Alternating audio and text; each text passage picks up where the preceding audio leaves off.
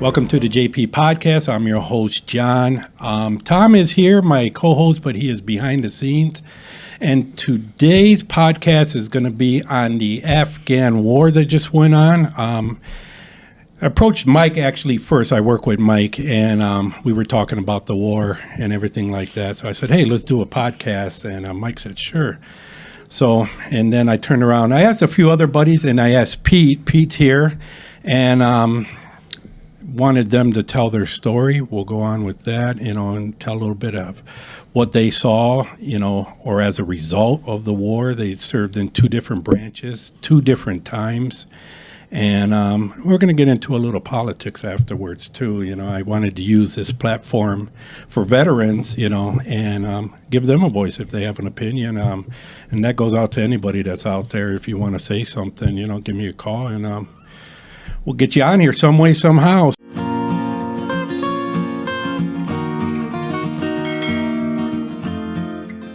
So first we're going to start with Mike. This is Mike Larkin. And Mike, tell me your story. Where did you serve? What you served in? Everything like that. Well, I served, I was in the United States Air Force. And I served 2001 to 2008. Active duty and reserve. I was in the 716th Special Ops Squadron. I did C-130s, fuel systems, and overall I had a blast. I learned a lot. I was over there in K2. We called it Kandahar, Afghanistan. Well, before that, how long were you in the service before you went over, or did you go over directly? I was in the service. I was in active duty for almost a year before I went over. Okay, where were you stationed at? I was stationed at Eglin Air Force Base, Florida. Really? How'd you like it? It was lovely. Florida, that was my first pick. Not surprised I got it, and it didn't disappoint. Wow. C-130s? C-130s. What was your job with that? What did you do? I did a little bit of everything, but I specialize in fuel systems. So I'm the guy that crawled in the fuel systems and changed out boost pumps, filters, replaced piping. Wow. All types of stuff. I like C-130s. I remember seeing them. I was stationed in Fort Lewis, Washington. And we had a practice runway behind us, even though we were Army. The Air Force, which was right next to us, would practice these hit and runs or whatever they call that, Yeah, the touch and goes. Touch and goes. So you would see C-130s or the real big ones, and they come in and probably C-5s or C-17s. Yeah, and they were cool. Yeah. I always liked the Air Force. They always had the best. Would you agree, Pete? The best duty stations. Every time I would go to one. Them or the Navy. I never went on a Navy one, but I know the Air Force has some good duty stations. Duty stations and good chefs. So it was a year you come down on orders, or how did that work out when you were going to Afghanistan? How did you get word? Came into work one day and said we're doing rotations. We did 3-month rotations. Wow. 3 in, 3 out, 3 in, 3 out. That's crazy. It was an eye-opener. Yeah, and so when you get to Afghanistan, what was it like? When I got to Afghanistan, I was told I would meet the guy I was replacing. And he would give me a briefing on what to do, what to expect, and then he would leave and I would just take over. Well, it didn't happen like that. When I got off the plane, the C-130 plane, to get off to K2, Kandahar, I was getting off, he was getting on. Really? Yeah, so I saw him in passing. Wow. He told me good luck. Wow. Now, so the base you were at, I'm not too familiar with that part of it, but as far as the action, how close were you to action, or since you were Air Force, I'm not really sure. Well, to action, we saw, you might see something flying over into the base. You know what I'm saying? Because it was a war zone was flying over. Okay. To get there. I saw most of the action of the planes coming back. with Okay. bullet holes Wow. that needs to be patched up and all types of stuff. And you would take care of all that, right? You would check Yeah, the I fuel would. systems on these things? Yeah, if it was a hole in the wings, which was the fuel system, the fuel tanks, I would get with another guy, and then he would patch it up, and I would go inside and make sure everything was good. But it had bladder cells inside it, so if there's a bullet that came that punctured it, the bladder would instantaneously close, Okay. so it keeps the leaking at a minimum. Oh, see, I didn't know that. Yeah, and it keeps it somewhat safe for the plane. So you were there 3 months at a shot, Yep. and then you would leave for 3 months? Yeah. Go back for 3 months? Is that what you were In a saying? perfect world, that's how that happened. Sometimes if they couldn't find a relief for me, I would have to stay there for another 3. I would miss a rotation, Wow. and it's happened. It happened only one time for me. Really? So how long were you there in total? In total, the longest I've been there was 6 months. But in total, I was there for maybe in total 2.5 years. Wow. And it's declared war. So if it's declared war, you're in. Yeah. You're in. It's not like what say Vietnam was a police action, so they were only there for a year.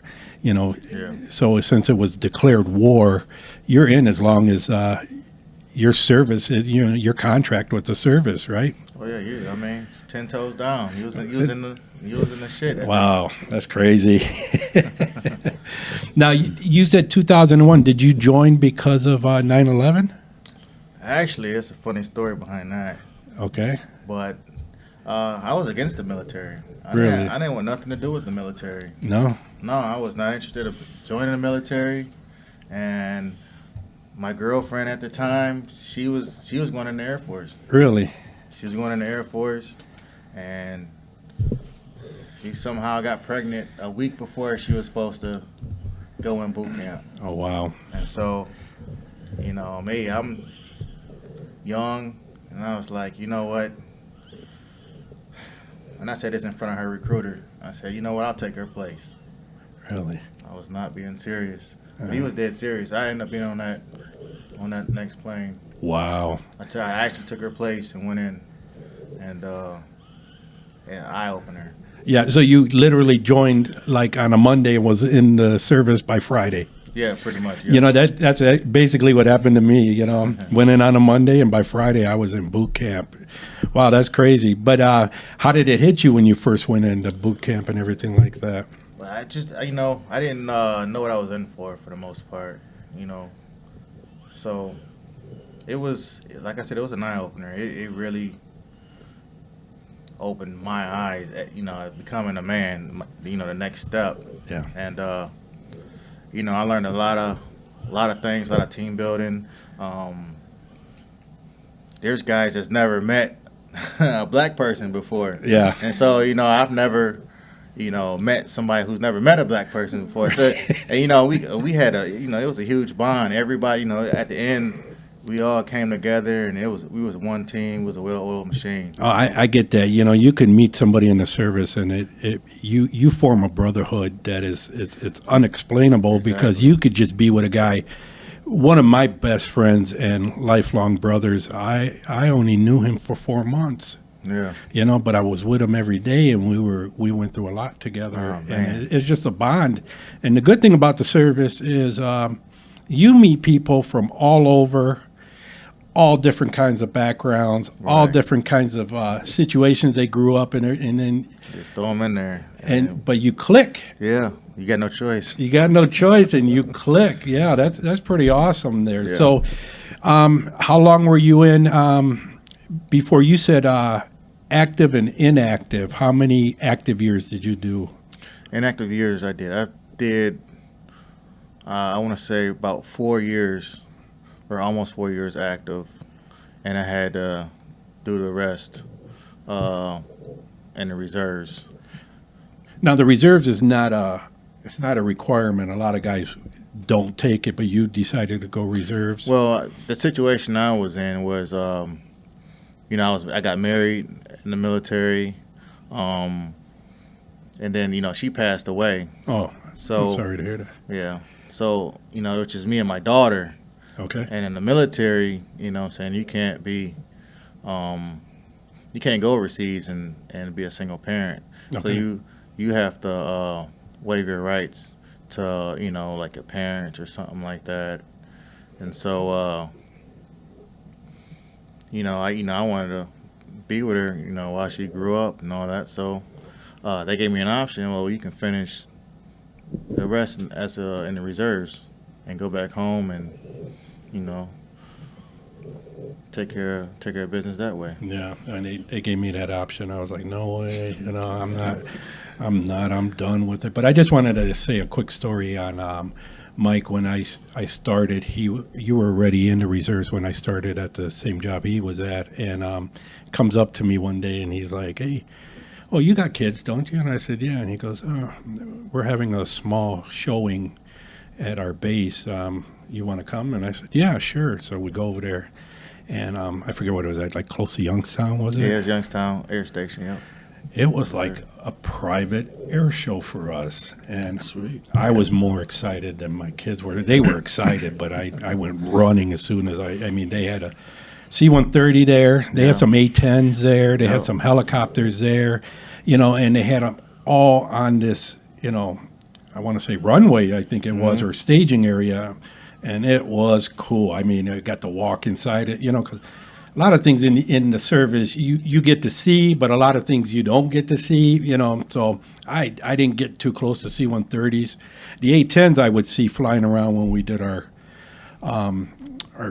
when we were in the field training, but to actually see one, up close, they were cool, The Warhawks, yep. and see the pilots there, and they know they're cool, So it was just it's all good stuff. Yeah, I really appreciated You that. remember that, huh? Yeah, I always remember. Our own private. It wasn't a lot of people. Everybody was family or friends of the people stationed there. Yep. And it was real nice. That was awesome. Got to walk inside. I guess had I seen combat, I probably would have saw a little more of the C-130s and everything. Oh, so yeah, you definitely would.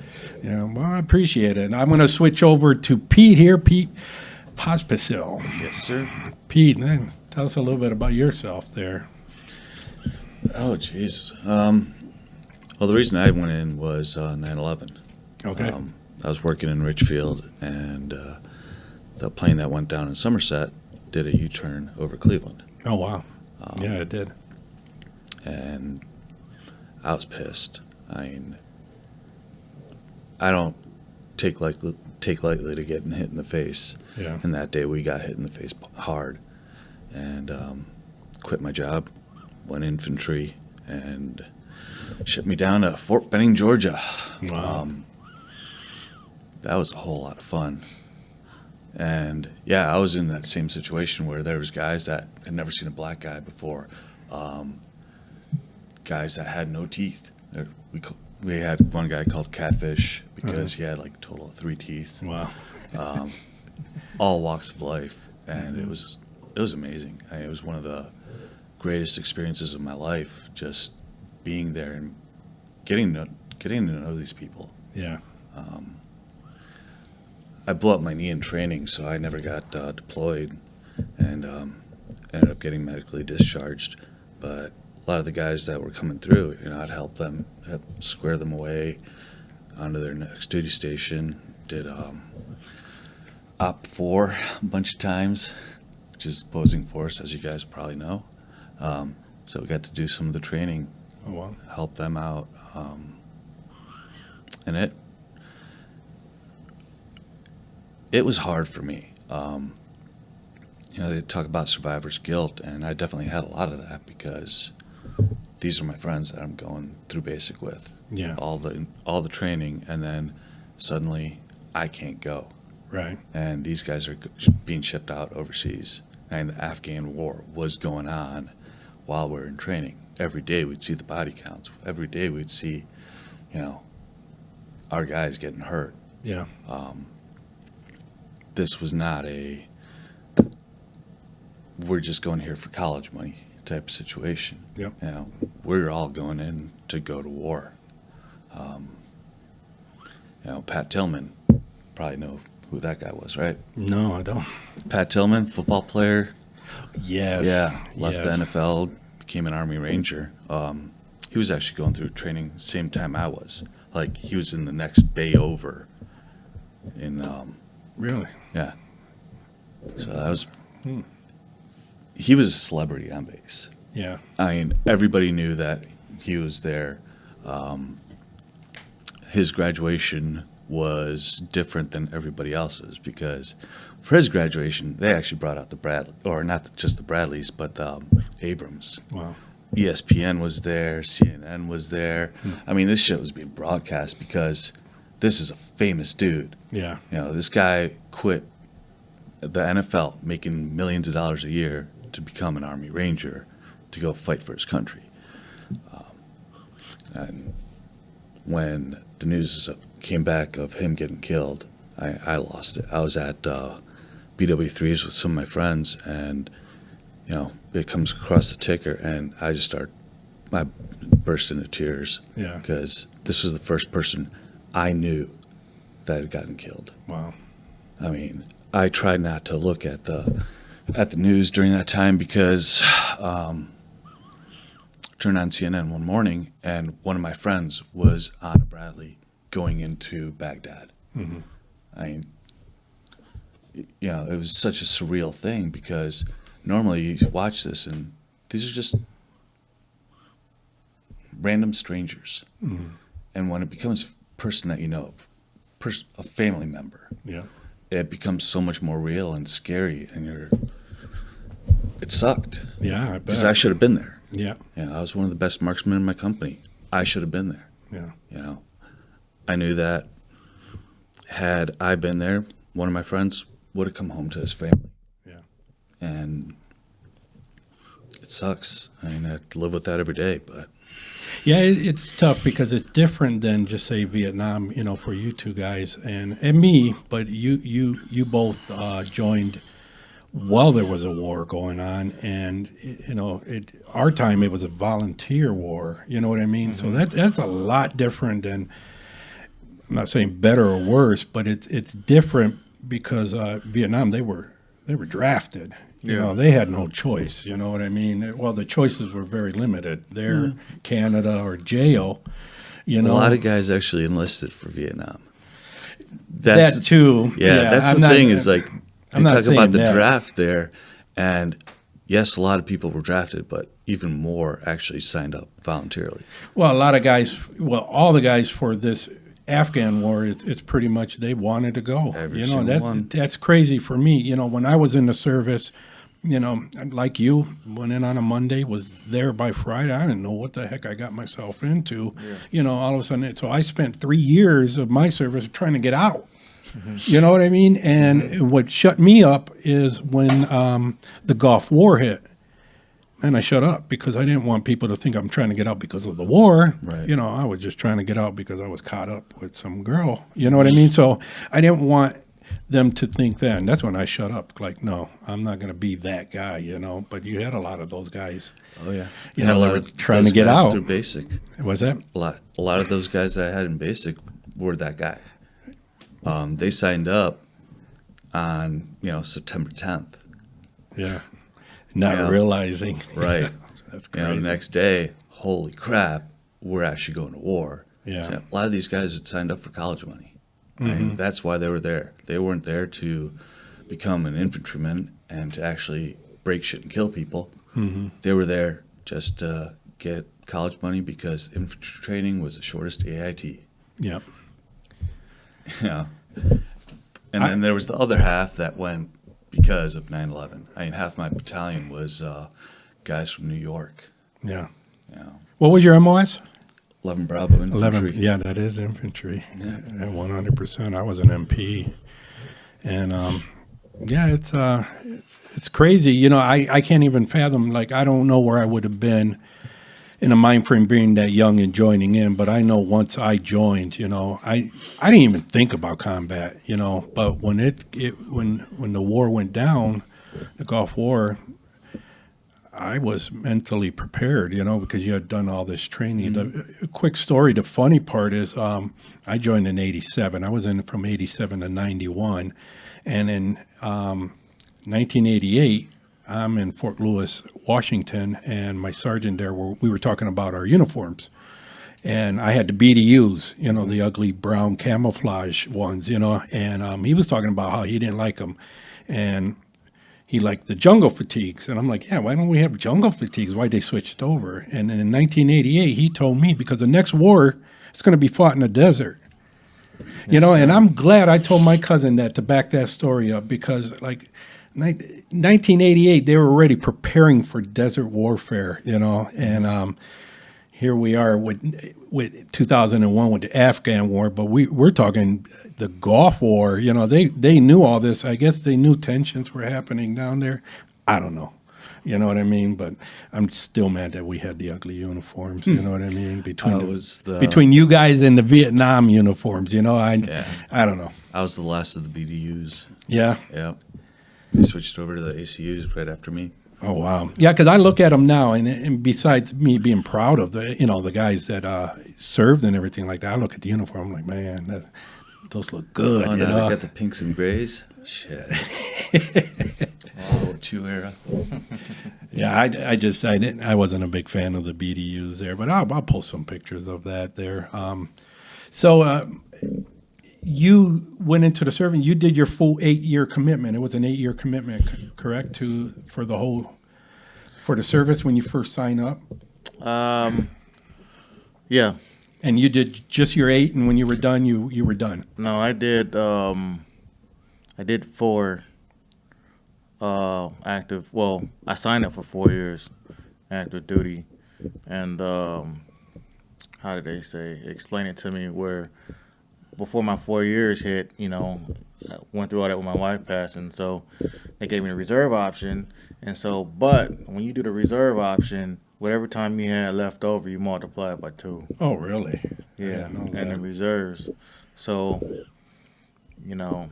I forgot how many at that time how many I had left, but I had years in the reserve after that. So, but it was cool, kind of seeing both sides of the spectrum. Because on active duty, we talked a lot of mess about the reserves. Yeah. And then I'm in the reserves, and now they talk a lot of mess about active duty. And I was like, but, my heart was always in active duty because that was full time. Reserves was just, nothing bad about the reserves, but it was part time. Yeah, You know what I'm saying? I went, there was a place down Akron, and I thought about it for 1 or 2 days, and then, like I said no. So I just kind of sat out hoping nothing happened in the last 4 years because we had an 8-year commitment. I did 4 active, my 4 inactive, just sitting there praying that nothing happens until your date is up, and then you get that discharge, you're like, oh, I'm done, because I got rid of everything. I don't think I kept a single thing from it. I kept my dress greens. That's it. I have my dress screens and my dad's dress screens. I wish I kept. I let some of the stuff go, and I wish I never had. Yeah. Because it's definitely memories. Especially from the guys you work with to the sergeants, and the sergeants I dealt with. I guess it was either go in the military or go to jail. At that time, they had that option. So a lot of my superiors were forced in it. Well, not kind of forced in it, but picked military instead of jail. Yeah. And so, but then, and there's other people I knew that went in for just, for the schooling. But after they went through the process and boot camp and, the whole minds changed. They were in it for the whole, they were lifers in it. Yeah. You know what I'm saying? So it was pretty cool seeing that transition too. And my aspects changed definitely too, because I just went in because, my girlfriend's pregnant and I got a baby on the way. Now, when I go in, I'm like, this, it's like a little bit more to it, than life than, what I'm saying? You got lifelong friends, you got responsibility, you got, got to have your brother's back, it's just. You still in touch with a lot of guys from? I'm with a few. Okay. With a few, and I wish I kept in touch with more, but Yeah, with a few guys. I made five, I can say five really good friends that I considered, and more than friends, brothers. You know, and I'm in contact with all five of them because of Facebook. Yeah. I remember when that first came out, that's when I started looking for them, and I found them. You know, but it's just amazing how I talked to my buddy who was in basic training, you know, and he remembers everything, you know. And I feel dumb when he cracks on me. Like, I remember when you did this and you did that. I'm like, We're not gonna go into that story. yeah, I was young and dumb then, you know, and We all get those stories. you know, but you hit basic training and you think that's how for me, that's how it was. I hit basic training. I thought the whole 4 years was going to be like that. I wasn't even, that's why I was like, what did I do? You know, I didn't sign up for this, you know? Yeah. So, you know, after you got out, you said you had remorse, right? You dealt with survivor's remorse? Survivor's guilt. Yeah. Still deal with it. Like I said, there's guys that I believe would probably still be alive had I been in. Yeah. 'Cause maybe I would have been one of the ones coming home in Do a you- body bag. Do you deal with the VA at all? Yeah. Yeah, the Yeah. VA's helped me a lot. Do you? No, actually, I haven't. Yeah, I know you get some good benefits. Yeah. I tell every veteran that I talk to, if you know, unless you're at a job that's got really good benefits, I mean, you did your time, and that's the least they can get back to you. You Yeah. know what I mean? That's all I ask from my government is I gave you, you know, me for how many years. The only thing I want in return is medical benefits, you know, and I know you get more if you've seen combat situations, and you know they rate you different ways, you know. Disability. Yeah. They got Our some VA good here in programs. Cleveland's awesome. Yeah, I dealt with them, or I deal with them a lot, you know, and I like it. I love them there. Yeah, they almost killed me, but Oh yeah, yeah, that's Trial not and funny. error, I don't right? know why I laughed that day. You know? well, it's true. I almost died. That's crazy. Yeah, ruptured both lungs and started going into convulsions because I was drowning in my own fluids. Is that because of what happened in the service? No, that was something totally that was different. totally different. Ruptured a disc in my neck and had to have pretty major surgery. And when I was coming out of the anesthesia, the tube was still in my throat, and they're pulling it out, and I just bit down on it, struggled, and tried to breathe, and well, that ripped my lungs. So, yeah, they didn't discover that until I went in convulsions a few hours later. Wow, that's sad. I'm sorry to hear that. Yeah, it makes for a good story It does. and a pretty kick-ass scar. Yeah. So, Mike, when you come out of there, I'm sure you don't miss it, but what did it change you as far as what you had seen there and what you had? Were you on base the whole time? You know what I mean? Yeah. You're not wandering out. I mean, excuse me for being ignorant about it, but I didn't know what went on over there. Well, when I got there, I was told that they used to, but the Marines had messed that up Oh yeah. by curfews Oh. and stuff like that. So, Damn Marines. man, Always screwing shit up. I was, you know, and the guys before me, they were just like explaining to me, like, you know, they go out, you know, what it looks like out there. I only know what it looks like inside the base and then flying over. But, yeah, when I got there, the Marines messed it up. And they closed, you know, the colonel closed the base down, locked it down. Yeah, I was just going to say lockdown. Yeah, I don't know if I would want to leave. You know, being in a war zone, I'd probably just stay where I'm at. You know, me being at that age curious, I'm like, Yeah. well, how does that work? You know, you're in a wartime, and then you can go and wander around in the little city next door or something. I don't understand it. I wanted to experience it, but you know, I didn't. I stayed in Tent City, or I'm on Tent City, or I'm on the airstrip working Okay. on planes. Were they taking any fire or anything? Did you see any I didn't, hostile stuff? You know what I mean? Like, were they shooting at you guys once in a while? Or were you in a good enough spot that you were kind of out of it? when we were flying over one time. That was that was totally different. Rick. That was the hurricane. But sticking to the military,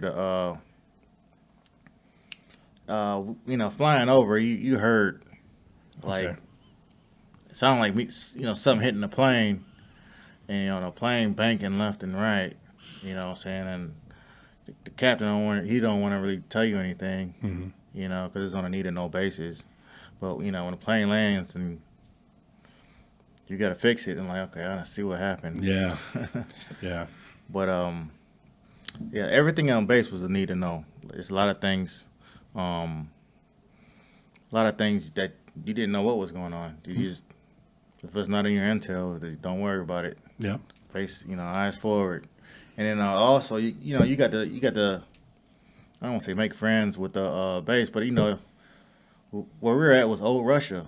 There's a lot of things, there's a lot of things I learned. I learned a little bit of history of where I was at and all that, and then You mean in old Russia, like that was where the Russians were when they were there in Afghanistan? It was one of the places yeah, there were they Russians. at? Yeah. They were, the soldiers there on their side was Russian, Hmm.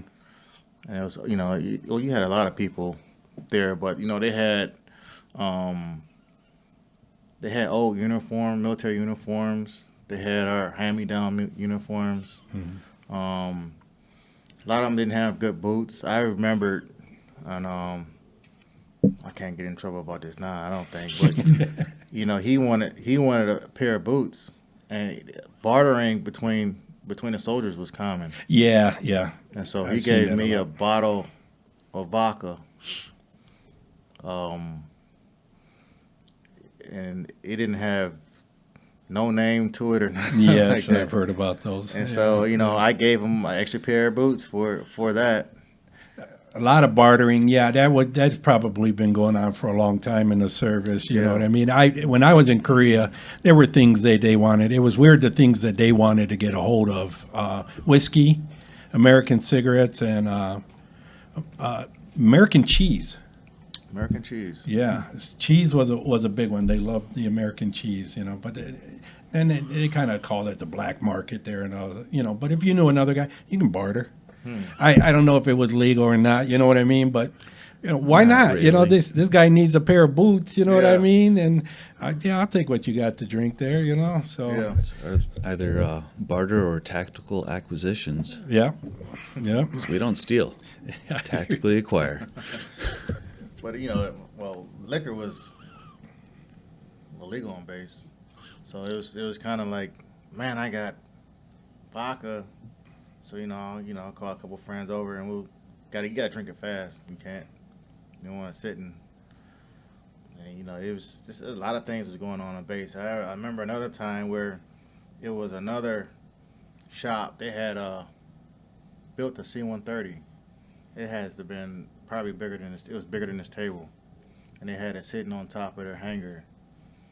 And when you're in the field for a long time, your sense of humor goes a little Yeah. sideways a little bit. A little bit. And so I never forget, we came up with a plan, and we took that plane on top of the hangar and put it on. We were running a mission. I want to say the Bagram. Can't really remember where. And we took the plane and put it on our plane, Okay. and we took it to wherever our mission was, and we took pictures of it. And then we came back. Now, by the time we come back, it was the plane's missing. It was a big deal. Yeah. Like, we didn't realize how big of a deal this was. Like, they were, somebody was trying to get in serious trouble. Yeah. So we snuck and put the plane back with pictures. And I'll never forget, we wrote, now your plane's been on a real mission. Wow. And it was, we thought it was funny, but I just wanted to put that plane back there. But it was, it was time for me to go anyway, so. Yeah. Don't get an Article 15 for that one. Yeah. Yeah. That's good stuff. So yeah, I'm glad I didn't. But yeah, we had a good time. Yeah. Good times. It was bad times. It was trying times, and It definitely is a challenge, mentally. You yeah. see why a lot of guys have a rough time with it, And, Oh, yeah. just to be there, sometimes you're young, and you go from a regular childhood, and now all of a sudden you're in this, at least the people there, or not even at least, but the people there, they grow up knowing war, you know what I mean? So they're prepared their whole life. Us coming in there, even though our military I think is a pretty strong military, just to go there, it's got to be a shock, a culture shock, to a lot of guys. I'm glad I did my time in the service after all that, but it is crazy. It is crazy, some of the things, and sad. And I watch it on TV, and I can't believe it's been 20 years, a 20-year commitment. So. I also, besides us talking about our military service and everything like that, and you guys especially with your service during the war and everything like that, but when I approached Mike about this, I said, Mike, I got this little show, blah, blah, blah, and I don't want to do politics, you know what I mean? So Mike was like, why not? My answer was like, okay, so, I just wanted to make this, give this a little platform for veterans, and I will always have this open for anybody, but I figured let's get into a little bit of politics of what's happening now, you know what I mean? Because this is going to be the first show pretty much that I'm recording right around the time, and we can talk about current events of what's happening. Did you follow any of the ending there? Did you follow any of that? Have you been following the war since you got out or anything? Or what are your political views as far as the ending there? My political views. Well, I'm not a political person, and I was messing with you when I was okay. I didn't know what to say. I was like, I was just poking at you, but because I know, if you know me, I don't really follow politics per se. Everybody's got their 2 cents. Yeah. What I do know is you never know everything. Like all the facts that they present to you. To me, I just pretend it's about 50% of it. Yeah. You don't know everything, so therefore the decisions made and the route that they went or they're going, you don't have all the facts. It's kind of hard to, they should have did this, they should have went this way, that way, but you don't. They're not going to tell you everything. Right. Being in the military, that's what I learned. Is they won't tell you everything because you don't need to know everything. Right. Because there's a mastermind behind everything. Mm-hmm. So you got to play your position. So with that being said, I don't follow too much of the politics. I haven't been following what's going on. I'm not going to even lie. Okay. Because it's hard. The news today is. It's either you left, you're right, or it's hard to. You can't decipher. trust anybody. Yeah, you really can't. So I actually, this is why I got into podcasting. Is like you said, you don't know who's telling you the truth. So if you do hear something, you got to double check it yourself or fact check it, and and see if it. And I'm all over the place with my news, trying to figure out just one little thing, going on podcasts, And it's tough because you don't know. And then if they are telling you the truth, how do you even know? Yeah. If it is the truth, Exactly. It's a bad time politically and news-wise here in this country. Yeah.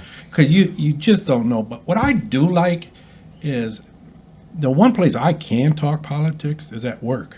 Yeah. And we got guys all over left, right, middle, up, down. They're all over the place. But it is the one place you can talk without it. I can't talk with my family. I can't talk with, personal friends that I don't work with, maybe Pete, but people either don't want to hear it or they want to yell at you and they don't want to hear your opinion. Yeah. But or they're just burnt out. That could be it too, Or that they just don't have thick. Well, politics, you got to have thick skin. You do. You do. You but gotta when have you're thick skin. getting just obliterated on both sides by it, Yeah. sometimes you just want out. I don't care. I'm more of but I'm more of a common sense. What does common sense say? But then again, common sense nowadays can go either way. Like people's common sense could be a little different, and then and it's a lot of brings out a lot of hate and hostility sometimes with people, depending on who you talk to, I guess. So I that's why I just said, you know what, I just don't follow too much. Yeah,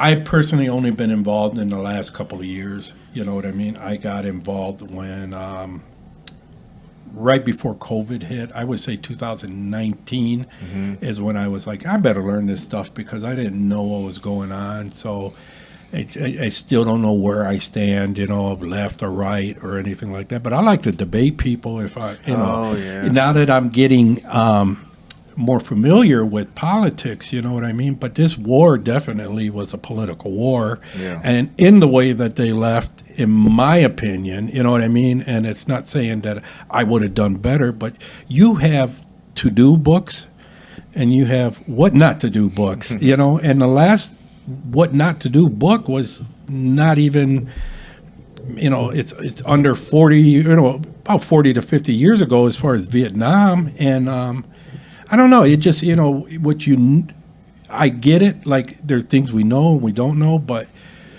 come on, you know what I mean? Come on, we could have done better than that, you know what I mean? We left a lot of people there. You know how it is. You met a lot of people there who were there that were actually allies to Americans, people that worked with us, and They're getting hunted down and killed. what my problem is with politics is the guy on top doesn't listen to the guy that's actually doing the job and actually the guy that's actually doing the dying. You know what I mean? The people that are out there in the field, there's got to be, you got to quit the communication loss in between it and the guys that are saying, oh yeah, it's good over here. And, hey, just be, don't worry about it. They got it taken care of. There needs to be more communication. I mean, if you're leaving, then start there. Yeah, like I said, I don't know. I don't follow what was going on, so I don't know the details.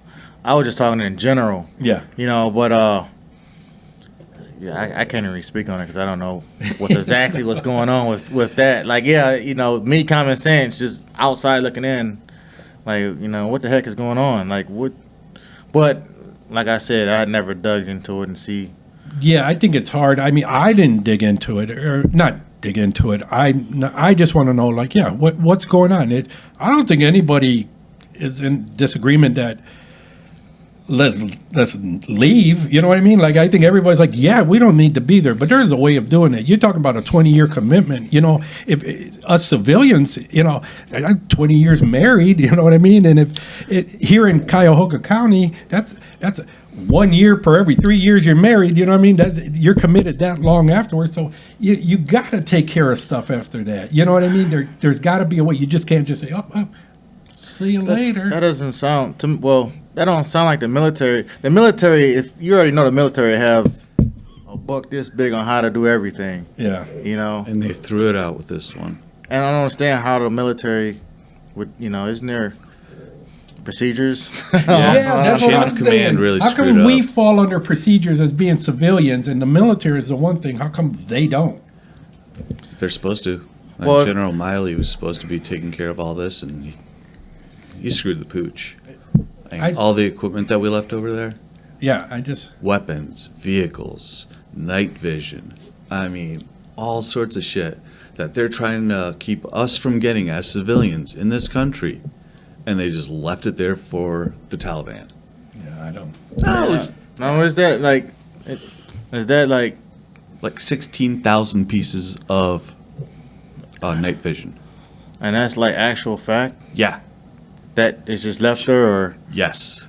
I know a lot of the equipment I saw were helicopters list were destroyed. Some I of get them. it. Some of them, but you But don't. the Bradleys Yeah. and the Humvees, they used a Humvee as a suicide vehicle. that's what my thing is. Is it fact, or is it what? Is it news? That's the other thing. That's why I'm not getting out there and I'm screaming, "Oh, Democrats this or Republican." I'm not screaming. I'm just saying. It's hard for me to believe that they just I up get and it. walked I get away. that. Yeah. That's why. But it seems like that's what they did because you can see people hanging on the airplane as it's flying off and they're falling. People are trying. They had no organization. I One think guy's stuck in the landing The gear landing thing. gear. Yeah, to me, it's like you're going to leave. I become president today. It's like, okay, you guys are the ones out there. Give me a list. You know what I mean? Let's say, okay, you got this guy, he's not on this list. Okay, get him out of here. You know what I mean? We could shut a country down. You know, last year we shut the whole country down. We can do that. You can come up with better ways of getting rid of our allies, and then you downgrade it. And the military is the last ones to come out, in my opinion. You know, Yeah, and I'm not there's still screaming at you, civilians Mike. over I'm there. not, No, I no, didn't want you to think that. I'm ranting. You know what I mean? But that's just how I feel. There is a way. There is a procedure. You know what I mean? We all got procedures. Yeah. And if we don't follow procedures, we get in trouble. You can't just say, hey, I'm going to try that next time, either at work or in court. You know, like, I just don't want to talk about it. No, I'm not going to answer that question, and let's move on and see how that works. You know, that's just how I feel. You know, either way, we've been talking for years about leaving, you know, or a year, you know, with the last administration, and then coming, and then you can't just say, hey. They've been talking about leaving there since Barack Obama's first. Actually, even before that, they've been trying to get out of there. We're going to get out of there. We're going to get out. We're going to get out. Finally, we're saying now we're actually going to get out, and we leave all of our gear. That's stupid. Yeah, I just. We announced our dates. Hey guys, don't attack us while we're trying to leave. All right. I know you hate us and we hate you, but don't shoot me in the back as I'm walking out of that plane. At this time, at this date. That's stupid. Yeah, but then Mike makes a point, you know, like how much do we know is true? You know, when I watch news, I go on YouTube, or, you know, I watch the news, but I'm watching every one of them. I'm watching CNN. I'm watching Fox. I go to BBC News. I go to Australian Sky News. You know what I mean? And I'm watching what podcasters Start say. watching naked news out of Canada. Yeah, That one's always fun. I'm watching it all. I tried to watch Canadian news, but I'm trying to see, and I'm trying to get the truth out of this through all these sources, because I don't believe any of them. Yeah, that's why after the election, it burnt me out. Like you said, it burnt me out. So I could just kind of disconnect it from the. I think that happened to a lot of people. With this current administration, there were a couple things I was worried about. Not that I was for one person, you know what I mean? It's just, I was just like, man, I'm not going to vote for you just because you're not him. You know what I mean? I want him. I want to see what the policies are. You know what I mean? I want, as a country, I know being in the military, you guys know being in the military, there are foreign threats. Big foreign threats. And we as a country have forgotten, you know, 9/11 pretty much, and they can happen here. You know, so I want to know how our government's going to protect us against that. You know what I mean? So that's what I'm worried about. There's no plan in place. It really is. But let's get on the gun thing. You know what I mean? Don't tell me you want my gun away from me because you don't want me having enough bullets. You know, 30 bullets is too much to hunt a deer. No, my bullets ain't for deer. You know what I mean? I don't hunt deer. Yeah, you know, Second Amendment wasn't about deer hunting. My gun is about for protecting ourselves from our government. Yeah, either the government Flat or these out. foreign terrorists. You know what I mean? I'm not worried about anybody else. I don't get involved Thomas in stuff, but I'm about my family, right? you know, Thomas I want to be able to Jefferson protect was them. clear about it. He wasn't there. It wasn't written for anything other than keeping our government from becoming tyrannical. Yeah. If our government becomes tyranny, we must rebel. That was his thinking. Yeah, it's just And that's why the Second Amendment was written. Was so that they couldn't become tyrannical. That they always had to worry about us fighting back. And then there's that respect of, okay, we work with you. You don't work for me. And that's where government is right now. Yeah, they're trying to force us to live by their rules. 100%. And no debate about it. But I'm worried about if we did leave this equipment there, and it is true. You know what I mean? It just happens to be true. They got the equipment to hurt us. They got us. some good equipment over there. You know what I mean? That could easily work its way back over here. So I'm worried about that. You know, that's where I'm at. I want the soldiers home. I want them here safe. Yep. You know what I mean? But we could have just brought them back, get everybody out, soldiers move on to the plane and gone. You know what I mean? That's how you do it. It's a process. That process. That's what I thought. You know, that's what I thought happened, but I didn't really think about it. Like, I thought that's what we would do, so I wasn't paying a lot until all of a sudden, bam. Well, the problem was that the Afghan military decided that they just weren't going to be in military anymore. They all fled their posts. It's So- tough though when That's you're how there. they got the equipment. Yeah. They got it through Because how- they were supposed to take over, we were supposed to withdraw, but Taliban just took one city after another, and their military said, screw this shit. Yeah.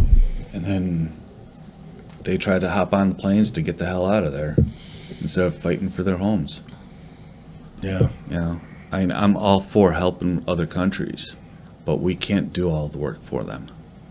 That's true. I'm just glad we're out of it. I am glad we're done. I am too, You but know, it but, still yeah, leaves a it's- really bad taste in my mouth. It makes us look bad on the world. Screw stage. the world. It's not the first time. Yeah, screw the world. Yeah, but we do need allies. We do need protection. And if we can't take care of that part of it, then how are we going to take care of our own? You know what I mean? We need to work on us first. It's like in a relationship. Why should we worry about anybody else? Let's work on us first. You know what I mean? Let's take care of us, and then we'll work on everything else. And that's how I felt like we should be right now. Let's work on our problems. Let's take care of us. Let's figure this all out. Then we'll worry about everybody else. But I don't want anybody else coming in and taking advantage of us and catching us with our back turned or something like Yeah. that. So And if you think about this country as your home, do you allow anybody inside your house that you don't want in there? Yes or no? I don't. If somebody were to walk into your house and start demanding shit, what would you do about it? Yeah. Well, this country is my house, is my home. I don't want anybody to just walk into it or tell me what to do in it. That's true. But I don't want to get too much into it. We can go on for hours about politics, but I do want to thank you both. Mike, if there's any last thing you want to say or anything like that. No, I had a blast. I appreciate you I having me on. appreciate both of you, Mike and Pete here. And it seems like I approach veterans and they're down.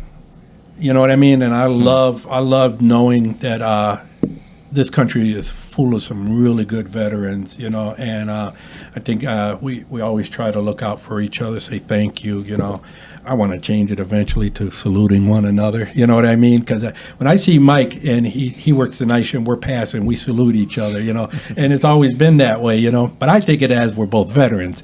Mike might just be like, see you later, you know what I mean? So I appreciate both of you, and I appreciate what you gave up for this country, and no matter where you served or how you served it, you know what I mean, or what happened as a result of it, it's still there. It's something they can't take away from you. You know what I mean? They can't. It's for life. You know what I mean? So it's a good honor. A lot of life lessons out of there. Yeah, I love being around veterans because they're the only kind of guys that can relate.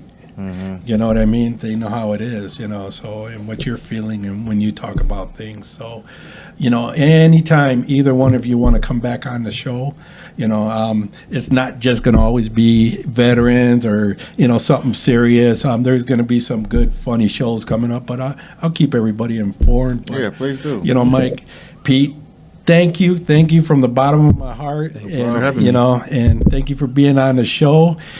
Don't forget to like and subscribe. I was able to say at that time, and hope to see you around. And thank these guys, in the comments below for their service. Mike, Pete, served this country, and you should be proud of it.